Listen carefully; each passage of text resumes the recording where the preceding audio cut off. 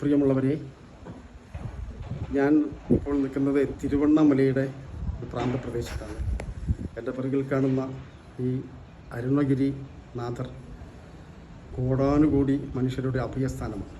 സാന്ത്വനത്തിൻ്റെ, സമാധാനത്തിൻ്റെ, നമുക്ക് പറഞ്ഞറിയിക്കാൻ പറ്റാത്ത ഏതോ ഒരു മിസ്റ്ററി. കാരണം ധാരാളം മഹത്തുക്കൾ ഈ അണ്ണാമലയിൽ അവരുടെ സമാധി, അവരുടെ ധ്യാനമൊക്കെ എന്നും എപ്പോഴും നടന്നുകൊണ്ടേയിരിക്കുകയാണ്. അവിടെയാണ് രമണ മഹർഷിയും അദ്ദേഹത്തിൻ്റെ ആശ്രമവും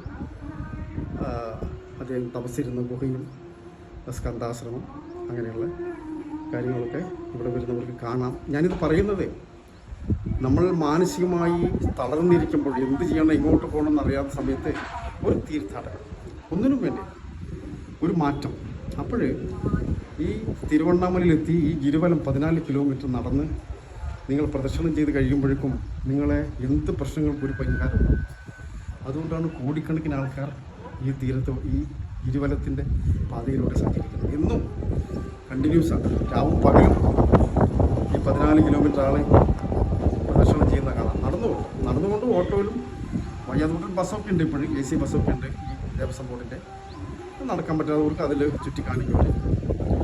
അപ്പോൾ ഈ തീരത്ത്, ഈ തിരുവണ്ണാമലയിൽ എത്തിച്ചേരാൻ എന്തോ ഒരു മഹാഭാഗ്യം ഉണ്ടാവണം. എത്രയോ പേരെന്നെ വിളിക്കാറുണ്ട്, പക്ഷെ അവർക്ക് പലപ്പോഴും വരാൻ പറ്റാറില്ല, എന്തെല്ലോ തടസ്സങ്ങൾ.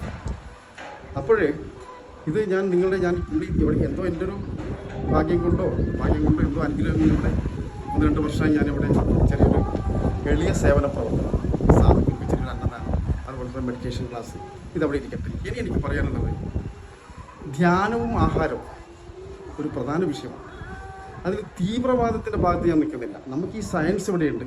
സമ്മിശ്രാഹാരം, ലഭ്യത, സാധ്യത. നമുക്ക് വൈറ്റമിൻസ് വേണമല്ലോ. അതിൻ്റെ ഈ ഡെഫിഷ്യൻസി കുറയുമ്പോൾ നമുക്ക് ധനേ രോഗങ്ങളുണ്ടാകും. അപ്പം അതിനെ ഒന്നിക്ക് സസ്യത്തിൽ തന്നെ പലതും ഉണ്ടല്ലോ. പ്രോട്ടീൻ വേണം, അയൺ വേണം, പലതും നമുക്ക് വേണം, ഹോർമോൺസ് എല്ലാം വേണം. അപ്പം ഇത് വ്യക്തിഗതമാണ്, എല്ലാവർക്കും ഒരു നിയമമില്ല. നിങ്ങൾ ഉള്ളിൽ നിന്നും കഴിക്കാൻ പറ്റത്തില്ല, കഴിക്കരുത്. പക്ഷേ ഇതേ പാടുള്ളൂ സസ്യാഹാരികളൊക്കെ നല്ലവരാണെന്നൊന്നും എനിക്ക് അഭിപ്രായമില്ല. അതുപോലെ തന്നെ മാംസാഹാരികളൊക്കെ മോശക്കാരാണെന്ന് അഭിപ്രായമില്ല.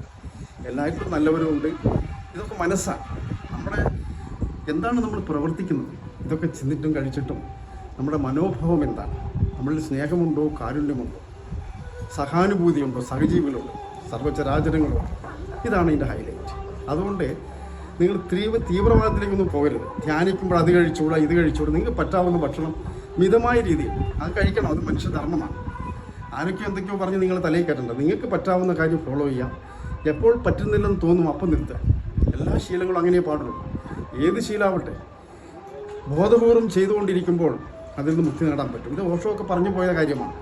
അതുകൊണ്ട് ആഹാരത്തെക്കുറിച്ച് എനിക്ക് ഇത്രയേ പറയാനുള്ളൂ. ഞാൻ ഈ ഭക്ഷണത്തെ കാര്യത്തെക്കുറിച്ച് പറയാൻ കാരണം ചില സുഹൃത്തുക്കൾ എന്നെ സൂചിപ്പിച്ചിരുന്നു. ധ്യാനിക്കുമ്പോൾ സസ്യാഹാരം മാത്രമേ കഴിക്കാൻ പാടുള്ളൂ എന്നൊക്കെയുള്ളൊരു സംശയം. അപ്പോൾ എൻ്റെ അഭിപ്രായത്തിൽ സമ്മിശ്രാഹാരം, നിങ്ങൾക്ക് ലഭ്യത, സാധ്യത, നിങ്ങൾക്ക് എന്താണോ പറ്റുന്നത് അത് ബോധപൂർവ്വം മിതമായ രീതിയിൽ കഴിക്കുക. യുക്താഹാര വിഹാരസ്യ, അതാണ് ഗീതയിൽ ഭഗവാൻ പറഞ്ഞു. നിങ്ങൾക്ക് ഇഷ്ടമായി, നിങ്ങൾക്ക് ചേരുന്ന ആഹാരം കഴിക്കുക മിതമായ അളവിൽ. നിങ്ങൾ എന്ത് ചെയ്യുന്നു എന്നുള്ള പ്രശ്നം. ഇതൊക്കെ കഴിച്ചിട്ട് നിങ്ങൾ നല്ല കാര്യം ചെയ്താൽ ഓക്കെ.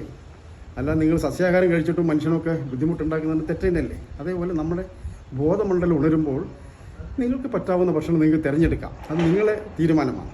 ഇതുകൊണ്ടാണ് ഞാൻ ഈ ഭക്ഷണത്തെക്കുറിച്ച് പറയാൻ കാരണം.